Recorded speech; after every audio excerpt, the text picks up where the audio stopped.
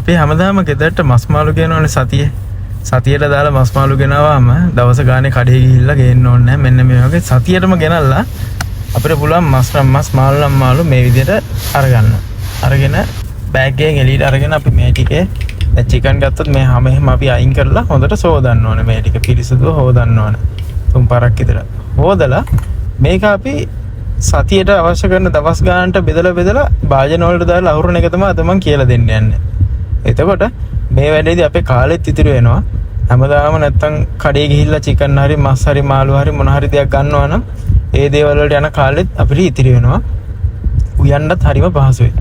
මෙන්න මේ විදිහට අරගෙන අපි මේ ටික හොඳට සෝදන්න ඕනේ පිරිසිදු වතුරෙන්. හොදලා මෙන්න මේ විදිහට අරගෙන අපිට පුළුවන් මේ වගේ අපේ ගෙදර ඔය කන්න ගෙනාව කර්ඩ් කප් හැම තියෙනවනේ ගොඩක්. අපේ ගෙදර නම් කර්ඩ් අපි ගොඩක් කනවා. ඒ හින්දා මේ ඉතිරි වෙන කර්ඩ් කප් වලිනුත් අපිට වැඩක් ගන්න එක. නැත්තම් මේවා තියන්න දිහාකුත් නැහැ. හරි කරදරේ විනාශ කරන්න දියකුත් නැහැ. දැන් මේ කප්ස් වලට අපි බෙදලා දානවා. සාමාන්‍යයෙන් දවසකට අපි උයන්න ගන්න ප්‍රමාණය වෙනම දානවා. දාලා ඉවරලා අපි කරන්නේ මේ ටික සීසන් උත් කරලම තමයි උයන්න ගන්න දවසට.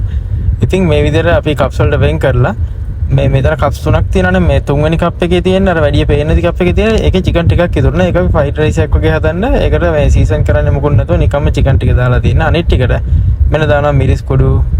ඔයාගේ සාමාන්‍ය රසයේ පදමේ හැටියට මිරිස් කුඩු දාන්න. ඊළඟට දාන්න බැදපු තුන පහ හරි නැත්නම් අමු තුන පහ හරි දෙකෙන් ඕන එකක් දැන් මේකේ බැදපු තුන පහ දැම්මොත් ඉතින් රස සුපිරියනම තියෙනවා. මෙන්න මේ විදිහට හොඳට මිරිස් කුඩු 3-5 දාලා අපි මේක හොඳට තවරන්න ඕනේ. මේ චිකන් කෑලි වල මේකේ මාළු නම් මාළු වල හොඳට ගෑවෙන විදිහට හොඳට තවරන්න ඕනේ. එතකොට මේක ඊට පස්සේ හොඳට මේ මාළු වලට උරා ගන්නවා. එක්ක මේ චිකන් වලට හොඳට උරා ගන්න. එතකොට සීසන් උනම හරිම රසයි උයද්දි. ඊට පස්සේ මෙන්න මේ විදිහට වහ ගන්න ඕනේ. මොකද අපි මේක දැන් ඩීප් ෆ්‍රීසර් එකේ තමයි තියන්න යන්නේ. එතකොට අනිවාර්යෙන් ආවරණය කරලම තමයි තියන්න ඕනේ. මෙන්න මේ විදිහට.